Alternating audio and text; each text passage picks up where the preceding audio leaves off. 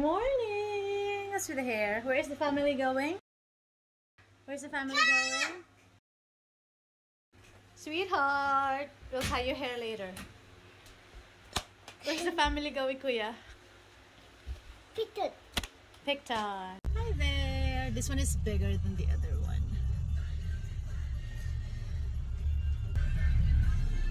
Yeah, this one is bigger. Hi, son! Hi, son!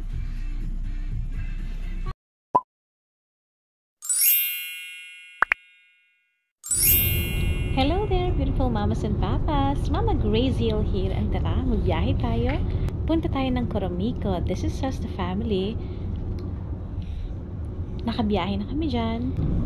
Siyempre, busy-busy si Mama Graziel na kaka-video at kaka-appreciate ng beauty ng nature dito sa New Zealand. Sa Nelson pa yan banda. And then, alam mo yung mas nai-excite ko kasi yung biyahe mismo. Though, exciting din naman pagdating mo sa destination. Pero, iba yung feeling na ang dami mong nakikita na mga puno, ang gaganda ng mga mountains. Tapos, lahat ang fresh ng air. Though, dito sa New Zealand, halos lahat naman ay fresh air. Kaso, on the other side, nakakakaba din. Kasi may mga madadaanan kang bangin.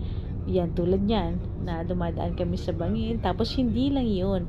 Yung tawag nga namin dito ni Kellyan ay dumadaan kami sa parang S na nadaanan. Yung pa S yung way. Kaya medyo nakakahilo siya kung hindi ka talaga sanay magbiyahe. Pero ako nai-enjoy ko pa rin siya kahit may konting kaba. Yes, sa mga panahon yan, tulog na lahat ng aming pasahero, tulog na yung kambal, tulog na rin si Kuya Kellyan. At syempre ako, bawal na bawal matulog kasi dapat may kausap si Mr. habang nagbabiyahe to make sure na hindi rin siya aantukin kasi siya yung nagdadala sa buhay namin sa time na nagbabiyahe kami. Mabilis nga pala yung takbo dito. As you can see, it's 80 ang speed, ang maximum speed dyan. And wala naman masyadong nagbabiyahe dyan. Konti lang, pero syempre may mga mangilang-ilang sasakyan kaya hindi ka rin basta-basta maging kampante na wala kang makakasalubong, walang nasa likod mo. Meron at meron pa rin siyang nalusot. At the moment, it's just us, but later on, you will see there are cars around. Ang ganda, diba? Tingnan mo naman, para kang nasa gubat na garden, yung parang ganun combination ng both. At ang ganda-ganda ng mountains dito. For now, puro green mountains na nakikita dyan, but later on you will see some brown mountains kasi summer pa nung time na yan. At the moment, naka-autumn na yung weather dito sa New Zealand, but it's still hot in some days, especially sa mga lunch. After lunch, may init pa siya dyan. Now, parang in-skip ko itong mga videos sa mga magagandang tanawin lang. Marami akong kinat sa video na to kasi kung hindi ko siya ikakat, ay nako, ang haba-haba, baka abutin tayo ng oras. Ganun. Actually, hindi ako masyadong nakatingin habang nag-video kasi yung mata ko nasa labas talaga, nasa tanawin siya. Yung video, hawak-hawak ko lang yan. Sinusupport ko lang yung kamay ko ng isa ko pang kamay. Just to have something na mayroon akong souvenir na pwede kong balik-balikan in case na hindi na kami makabalik sa pupuntahan namin. Look at that landscape. So beautiful. Ang ganda. Alam mo, hindi siya mabigyan ng justice ng video. Kung gano'ng kaganda yung mismong makikita mo when you're there yourself. Iba talaga siya. Siyempre, kasama na siguro yung feeling ng excitement, feeling ng happiness, yung ganon. Dahil excited ka sa pupuntahan nyo, sa mga gagawin nyo. Ako pa lang dyan at si Mr. nagchichika-chika while nasa biyahe kami. And siyempre, may dala kaming snacks, may dala kaming inumin at kung ano-ano pang pwedeng kutkutin para lang malibang, hindi makatulog. Pero ako naman myself, hindi naman talaga ako pala tulog kasi sa biyahe. Actually, kahit hindi sa biyahe. Kasi, like sabi ko nga, ng college ako, parang feeling ko yung sleep is a waste of time, which is not true, especially ngayon na parang ma-appreciate mo na sobrang importante ng tulog kasi yun yung parang nagre-refuel sa atin as human. Yun yung nagtutulong sa ating immune system makarecover. And look at that, it's also a tourist destination. Sorry pa, iba-iba ko ng kwento, pero yung ilog na yun is a tourist destination as well. Nasabi ko bababa sana kami, kaso nga lang tulog yung twins, hindi rin namin ganun ma-appreciate na kasi babantayan namin yung car. Pero ang ganda-ganda, is a tourist destination. Last time when we went there, when we passed by there, napakaraming tao.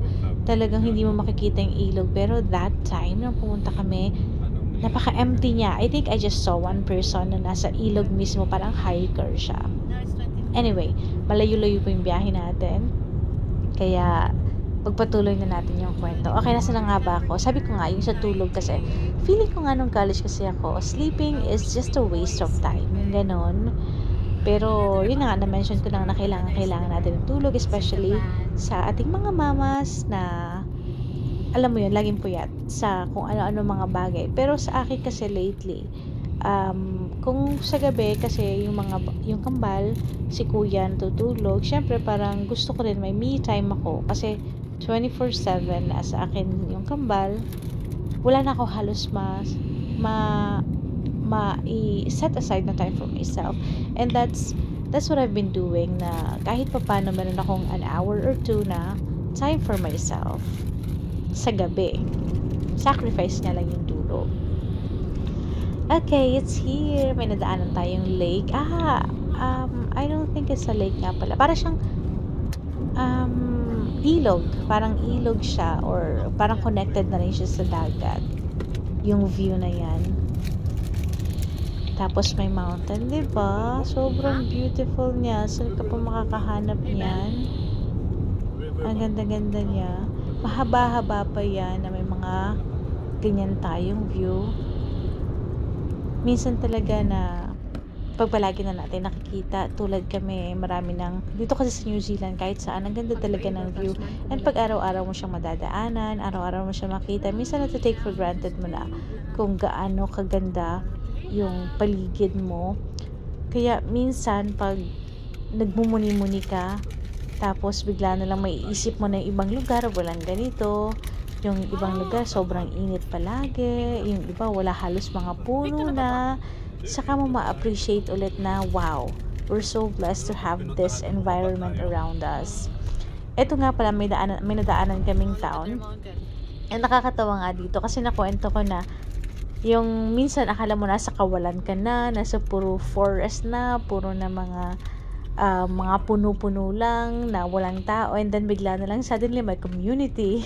Andiyan may mga mall, may kumpleto lahat-lahat, may hospital and all. Tapos after nyan, pupunta ka na naman sa lugar na walang tao ulit. Nga pala, once na madaanan mo mga community, syempre automatic yung speed limit nag-iiba din. Kasi syempre may mga tao na dyan, may mga sasakyan na rin. Kaya, hinay-hinay siya kumpara sa 80 or 100 na speed limit sa mga walang tao. Yan, ito na naman tayo sa mga walang tao. And as I said, nag-browning mountain dito kasi patay na. Itong mountain na to is so interesting kasi hindi siya lupa. I first thought, nung nakita ko siya, para siyang barren. Alam mo yun, yung walang tumubo. But no, it's not. Itong mountain na to, kaya siya brown kasi meron siyang mga damo-damo na patay. Kaya para siyang, kung titignan mo siya, para siyang mabalahibo. Pero yung mga damo pala yun, yung mga patay na brown na siya. Ganon. Kaya, yan yung itsura niya. Pero still beautiful ha, kahit ganyan siya. Ito nga palang mga landscape dyan. Usually ay kinilalagyan niya nila ng mga hayop. Para kasi siyang farm na either sheep, deer, or kung cows, kung ano mang alaga ng may-ari ng lupang yan. Kaya yung may mga green area, usually dinidiligan nila yan para may makain yung kanilang hayop. Ay, dumaan pala tayo sa cornfield. Oh, I love corn so much. Alam nyo ba na dito sa New Zealand ay nagsisison lang yung corn dito during summer. Kaya ilang buwan lang kami dito nakakatikim ng fresh corn. And sobrang sweet ng corn dito sa New Zealand. Hindi ko talaga siya makompare sa mga nabibili ko lang sa yung nilalako sa atin sa Pinas, sa Manila na corn.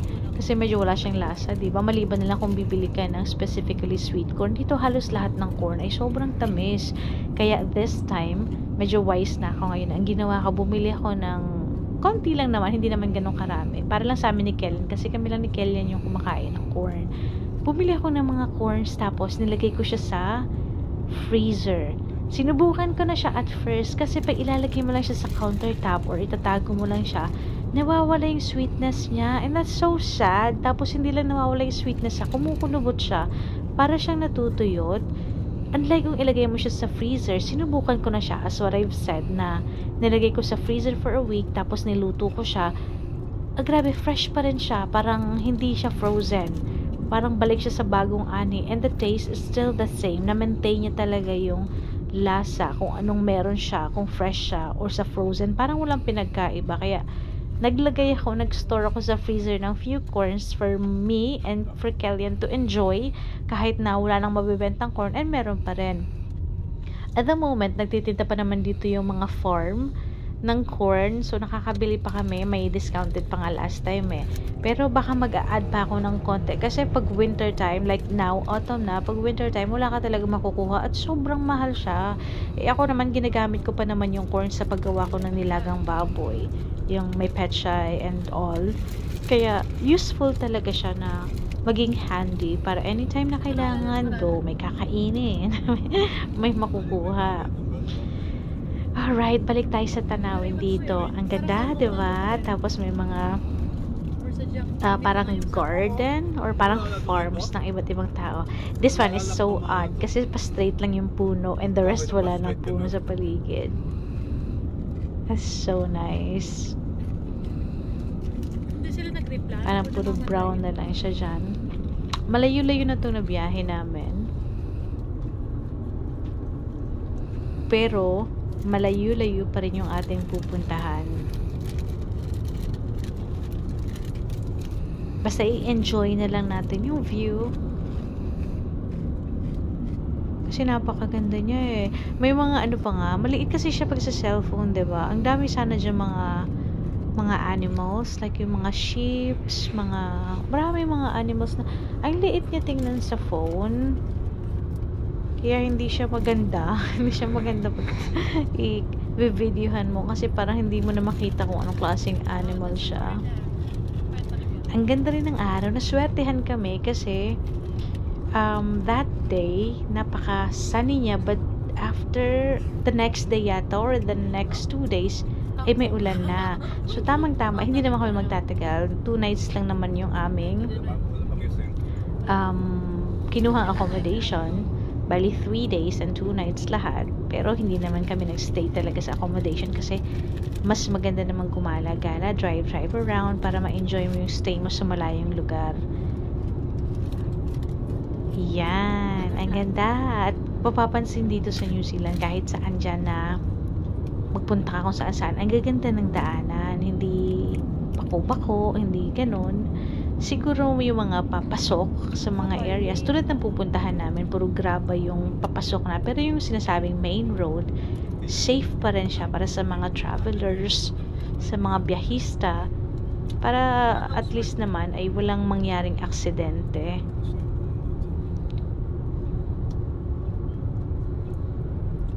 May kinukwento ko kanina, ano nga ba yung kinukwento ko tungkol sa yung sa araw nga.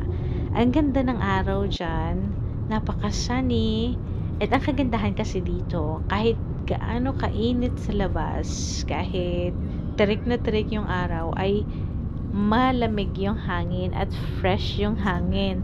So, ang nangyayari dito, kahit na maligo ka sa araw, talagang magpainit ka dyan, ay hindi ka magiging ganun ka uncomfortable, kasi nga, yung lamig ng hangin, yung simoy ng hangin ay magpaparelax sa'yo, makaka-feel ka pa rin ng presko kahit nakatutok ka sa araw.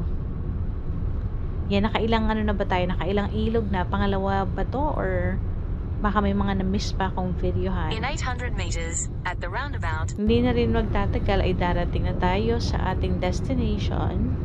Pero sa ngayon, let's enjoy. Parang mga vineyards naman yung nandito. Mga vineyards na to. Halos lahat na dito banda ay mga ubasan. Ito na yung mga farms na may mga tanim na. Yung mga ubas nga pala dito. Marami kasi ditong ubasan, mga vineyards. iba't iba klase. And last time nga pala na nagpunta kami sa market, napakamura ng ubas at ang sasarap pa. Pag season lang din yan ha. At ito pang interesting fact about sa ubas nga pala. Kasi meron kaming tanim niyan sa old place na tinitirahan namin. Natatawa ko kasi akala ko nung taglamig na, winter na, namatay yung ubas. Kasi kita mo siya, wala ng dahon, brown lahat. Pati yung puno niya, brown na. So I thought patay na siya. And then, after lang nung winter, pagka-spring, nakita ko, unti-unti tumutubo ulit yung mga dahon. Kasi nag-green siya hanggang sobrang dabo niya na. Sabi ko parang ganun pala yun. Kasi sa atin sa Pinas wala naman tayong winter season. So, ganun pala yung ibang tanim na para siyang nag-hibernate, para siyang namamatay sa time na winter. Tapos bigla na lang siya na sumisibol ulit, tutubo ulit ng napakaganda. Pagka-time niya nang magbunga ulit, nagiging blooming siya ulit, kumbaga. Parang nagbasa ko niyan one time na parang kinu-conserve the reason why na nahuhulog yung mga dahon ng mga puno during winter kasi kinu-conserve nila yung energy nila to keep them alive. Yung ganun, para hindi sila mamatay, para nag-hibernate lang sila. Same thing with other animals na nag-hibernate lang during super duper cold months, and pagkatapos nun ay gigising na sila or magbubuhay na sila pagka summer or springtime na. This one, I remember this, ito, yung mga patay.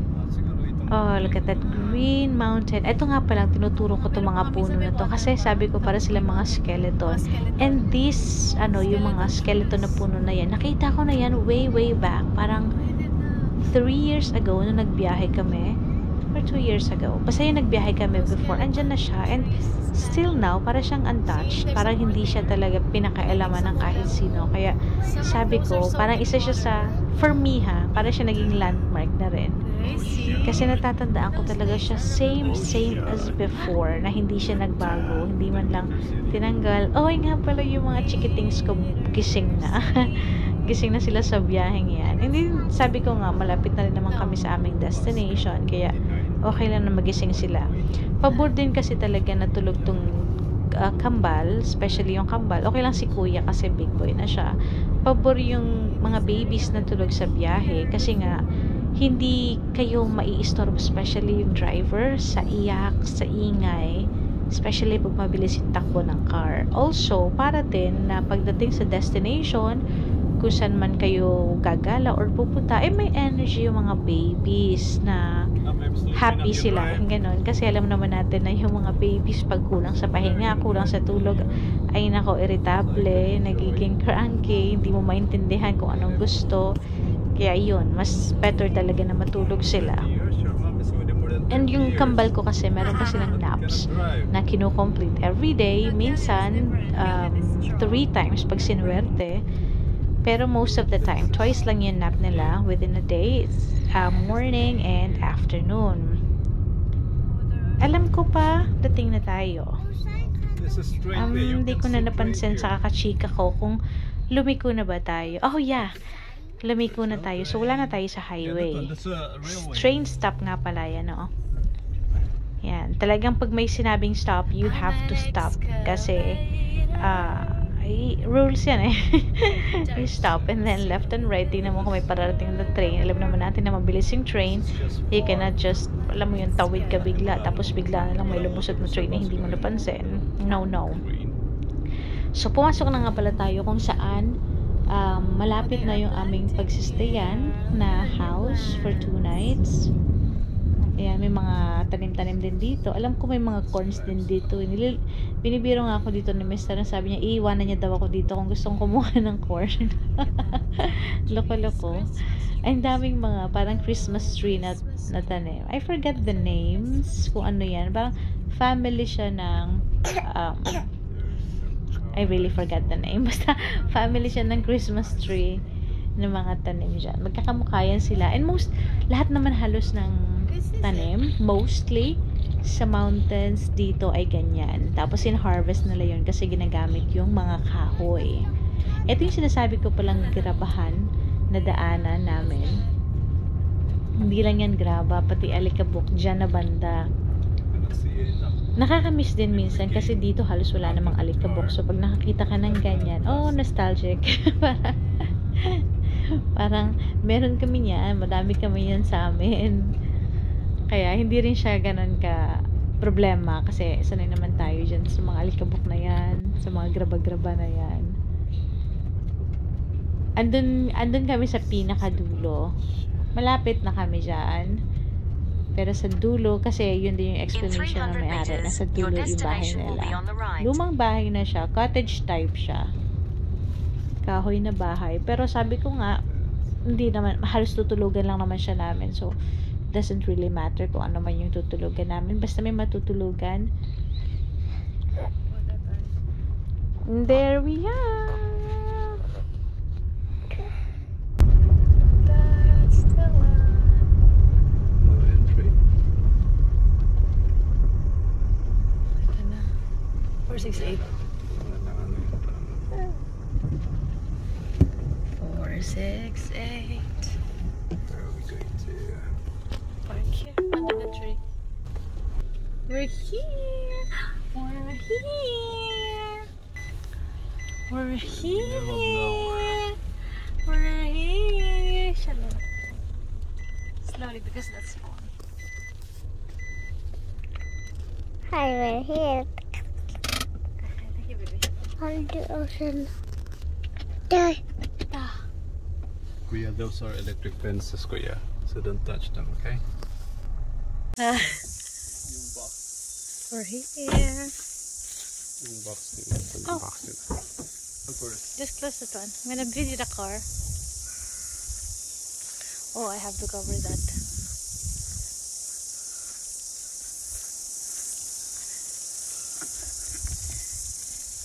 I miss you. I removed the sun. It's been about 2 hours. I haven't touched you. I miss you, you know that. I miss you. And of course, my girl. I miss you so much.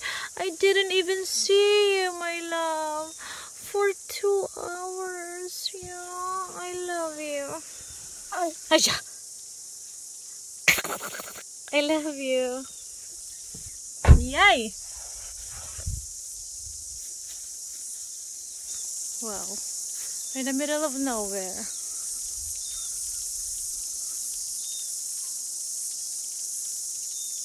What was that sound?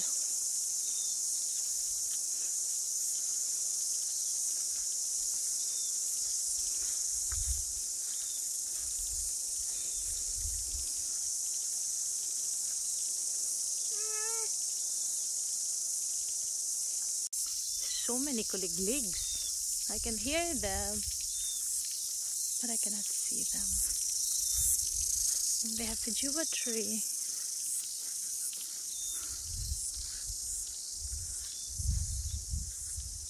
Trees.